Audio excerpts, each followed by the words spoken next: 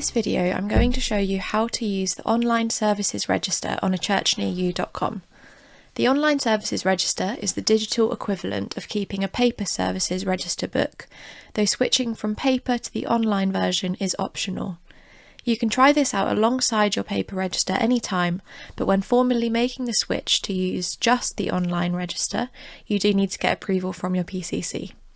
All current approved editors on a churchnearyou.com already have access to the Online Services Register. So here we have the Online Services Register, which you can access by hovering over Churches and Benefices, clicking on the name of the church, and then select Services Register from your left-hand editor menu. The first thing that we see are these two buttons: to record a service, which is how you add information about one of your services, and export, which will export your services register data into a spreadsheet which can then be downloaded. Scroll down and you can now see a list of all your previous services with three options: view, edit, or delete. These services are listed in reverse date order, with the most recent coming first, based on the date that the service took place. So now let's take a look at how to record a service in the register. First, click Record a Service. You now have a couple of options. First, you can go straight to add the date and time of your service, like you would if you were using a paper register. To do this, just click on the calendar icon to select the date. You can go previous and next to scroll through the months and click on the date of your service. And then you can just click in that time box there and start typing to filter down the times. However, if you've already entered the service into a churchnearyou.com, you can select it in this drop-down to pre-populate the date and time fields in the form. Note that your service will only show if you have selected Include in Services Register when you created the service listing. I'll show you that later on.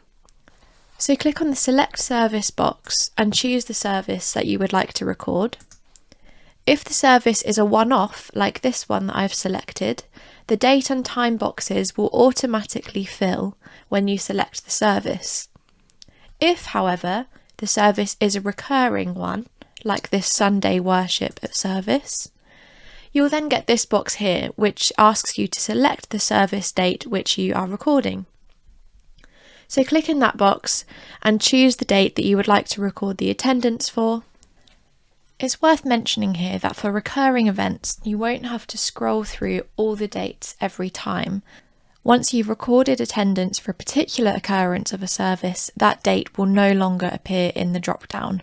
You'll only see dates in the past or present for which you haven't yet recorded attendance.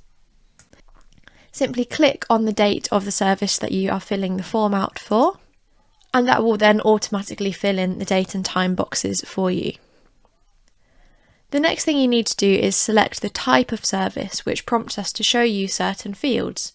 For example, if you click in that box and choose Eucharist/Holy Communion, we will then ask you for the number of communicants over and under 16.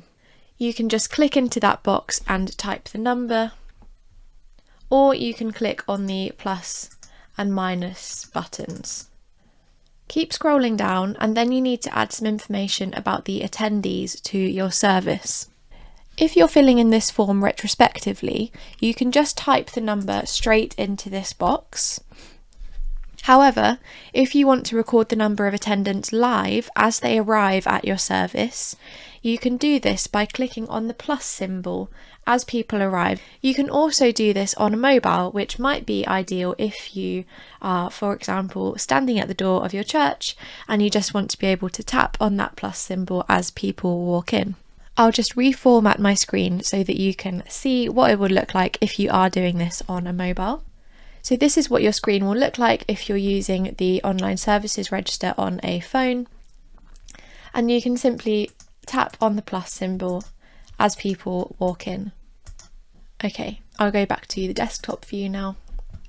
And the next thing that we come to is the number of online attendees. So if you are, for example, live streaming at your service, you can insert the number of people who watched online in that box. Keep scrolling down, and then you come here to the People and Notes section. This is where you need to complete the name of the officiant. If the preacher for your service was the same as the officiating minister, you can just tick that box. However, if they were different people, then leave it unticked and enter the name of the preacher here. If you would like to, you can enter the sermon subject for the service, and then you have the option to add some notes if you would like to. For data protection reasons, don't record names in the notes section. It's okay to put the names of the officiating minister and preacher where the form asks for this, but don't put any names in that notes section. When you're done, you can click Save. And if we now scroll down, we can see that the Sunday worship service we have just added has appeared in my list of previous services. So that is how you record a service on the Online Services Register. I'll now show you how to make a service in your Church Near You calendar appear as an option in the Online Services Register. So once you are in the editor view, go to the left-hand editor menu and click on Services and Events. You now have two options. Either you can click on the orange Add a New button and add a new service or event, or you can click on the pencil next to any existing event. Whether you're adding a new service or editing an existing one, this process is exactly the same. So I'm going to find a service that I would like to include in my Online Services Register and click on the pencil. You then need to scroll down until you see the optional details section here and click the box next to where it says Include in Services Register. So you see that purple tick. Then scroll down and click Save.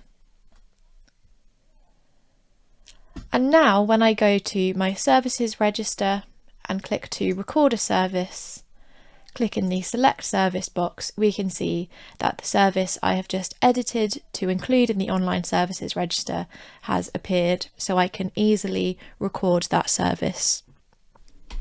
So that is how to record a service in the Online Services Register, and also how to get a service to appear in the register.